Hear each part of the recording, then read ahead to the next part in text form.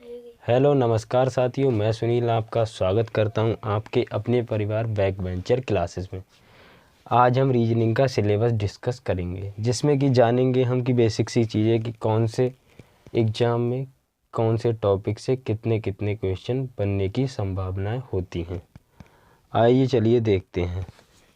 Starting से चलेंगे, जैसे कि हमने कोडिंग डिकोडिंग, सादृश्यता, वर्गीकरण, अंग्रेजी वर्णमाला, शब्द संरचना, शब्दों का तार्किक क्रम, क्रम व्यवस्था, दिशा और दूरी, रक्त संबंध, बैठक व्यवस्थीकरण, पहली परीक्षण, पासा एवं प्रिज्म, घन घनाभ, श्रृंखला परीक्षण, घड़ी एवं कैलेंडर, गणितीय तर्क शक्ति, लुप्तपद, बेन आरेख, न्याय निगमन, कथन एवं पूर्व अवधारणाएं, कथन निष्कर्ष, कथन एवं तर्क।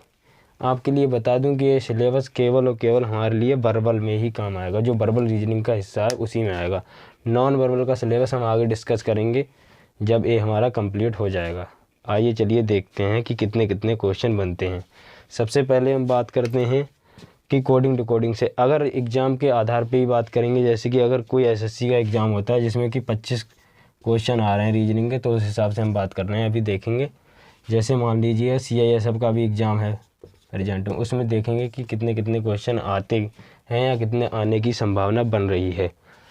कोडिंग डिकोडिंग से देखेंगे तो एक क्वेश्चन आना ही आना तय है। एनालॉजी, जैसे कि सादृश्यता से हमने क्वेश्चन देखे होंगे कि जैसे कोई राज्य देता है, उसकी दे दी उसने राजधानी, या फिर कोई अगर कंट्री दे दिया, उसका कोई मतलब राजधानी पूछ ली उसने, उसी हिसाब सादृश्यता क्वेश्चन, इससे संभावना रहती है कि ये क्वेश्चन इससे बन जाएगा। वर्गीकरण की बात करें तो इससे भी एक क्वेश्चन बनने की संभावना रहती है। अंग्रेजी वर्णमाला से बात करें तो इससे 1 से 2 क्वेश्चन बनने की संभावना रहती है। और मैं आपको बता दूं, रीजनिंग में अंग्रेजी वर्णमाला जो हमारा चैप्टर है उसका सबसे बड़ा खेल है, क्योंकि उसमें हम देखेंगे जैसे कि कोई सब्जेक्ट में दे रखा है, जैसे उसका जैसे बोन, जैसे रीढ़ की हड्डी कहते हैं, उसी हिसाब से कि रीजनिंग की अगर देखें तो अंग्रेजी वर्णमाला रीढ़ की हड्डी ही है। क्योंकि इसमें हम दो, जैसे कि जैसे A 1 पे आ रहा है, B 2 पे आ रहा है, C 3 पे आ रहा है, इसी हिसाब से पूरे रीजनिंग में खेल रहता है इसका। ठीक है, आइए शब्द संरचना, इससे भी क्वेश्चन बनता है 1-2। शब्दों का तार्किक क्रम, क्रम व्यवस्था जिसे कहते हैं हम, जैसे कोई श्रृंखला दे दी कि मेज के चारों ओर जैसे 4 व्यक्ति बैठे हैं, इस तरह से दे दिया होगा क्वेश्चन। दिशा एंड दूरी, रक्त संबंध, बैठक व्यवस्थीकरण, पहली परीक्षण, पासा एवं प्रिज्म। पासा एवं प्रिज्म से भी एक सवाल आ ही जाता है, पहली परीक्षण से भी इससे सवाल बन जाता है एक सवाल, बैठक व्यवस्था से इससे 1 से 2 क्वेश्चन। ये इसलिए एग्जाम में डालता है कि ताकि वो परीक्षा का लेवल टफ कर सके। रक्त संबंध से भी 1-2 क्वेश्चन मिलते हैं देखने के लिए। इसमें काफ़ी हद तक अब तो लेवल चेंज कर रहा है एग्जाम में, जैसे कि देखेंगे दिशा और दूरी से क्वेश्चन अब कम देखने को मिल रहे हैं। क्रम व्यवस्था से इससे भी देखने को मिल जाता है। घन घनाभ से देखने को मिलता है, 1-2 क्वेश्चन मिल जाएगा। श्रृंखला और परीक्षण से देखने के लिए इससे ही मिल जाएगा 1-आध क्वेश्चन देखने के लिए। घड़ी एवं कैलेंडर से इससे क्वेश्चन अब एग्जामिनर नहीं डाल रहा है, मैंने प्रेजेंट में देखा है एग्जामों में। गणितीय तर्क शक्ति से, जैसे कि जिसमें बॉड मास का नियम लागू होता है, उसे हम गणितीय तर्क शक्ति कहते हैं। लुप्त पद, जैसे कि कोई श्रृंखला दे देगा बना के, जैसे स्टेप से और एक खाली छोड़ेगा, उसमें पूछ लेगा कि इस जगह कैसे आएगा। बेन आरेख की बात करें, इसमें भी एक सवाल मिल जाएगा। न्याय निगमन से भी मिल जाता है। कथन एवं पूर्व धारणा, कथन निष्कर्ष, कथन एवं तर्क शक्ति से भी मिल जाएगा। आगे आपको हम बता दें कि एक सिलेबस हमारा कंप्लीट हो गया है, इसे आप नोटबुक में रीड कर लेना। ये चैप्टर वाइज हमारी क्लास चलती रहेंगी इसी चैनल पे, बैक बेंचर क्लासेस पे। एक चैप्टर के 2 या 3 पार्ट मिला करेंगे, और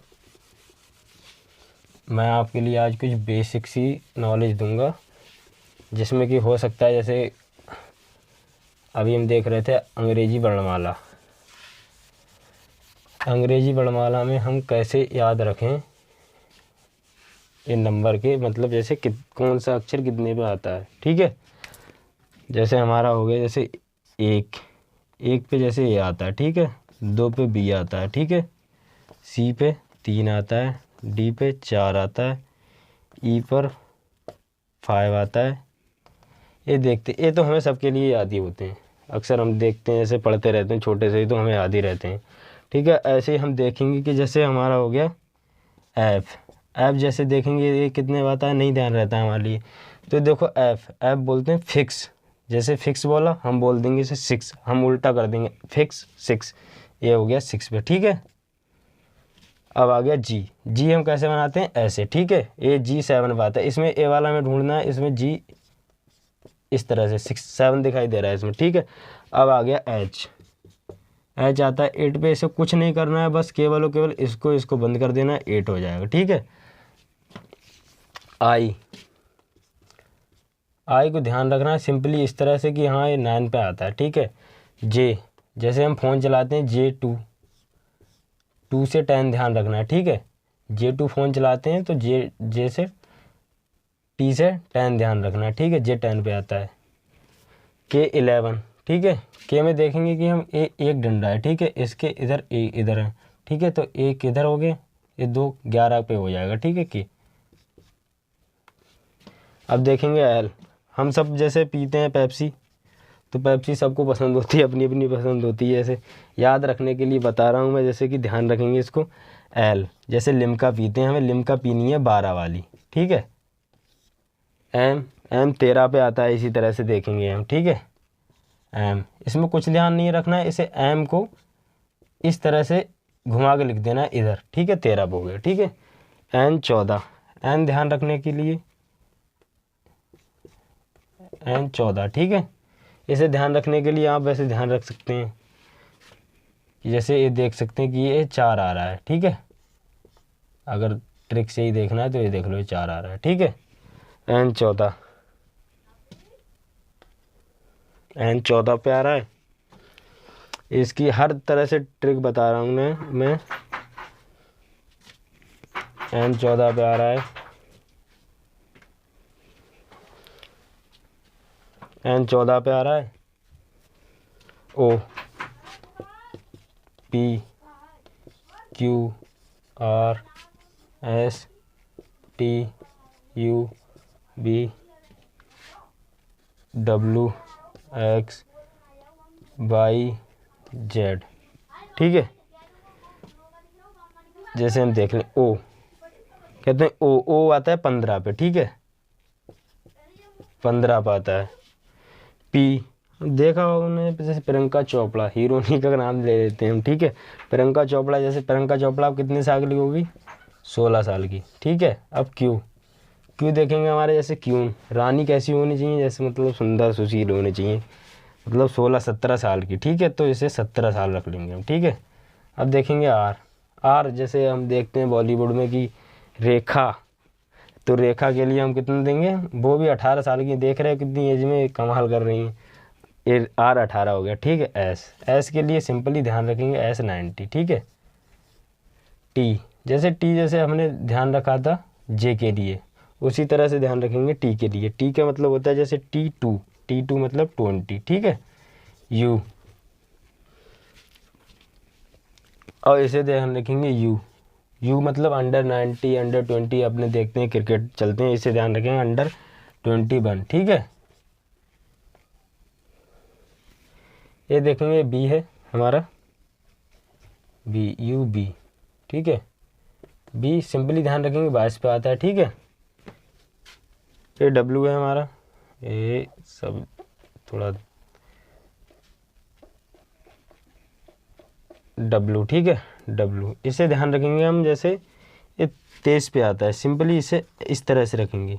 ठीक है, 2 रख देने, क्योंकि इतना तो समझदार हो कि जैसे एम 13 पे बताया मैंने, एम पहले आ जाता है तो 13 पे आ जाएगा, डब्लू बाद में आ जाता तो 23 पे आ जाएगा। ठीक है, एक्स, एक्स के लिए हम जैसे क्या देंगे, हमारी कोई एक्स होगी तो हम क्या कहेंगे अरे यार उसकी तो उम्र देख रहे हो कि 25-30 साल की हो गई, या ऐसे देख लेना कि ये 24 साल की हो गई, अब हमारी शादी वादी नहीं हो रही है तो इसकी शादी हो गई 24 साल की हो गई है। ठीक है,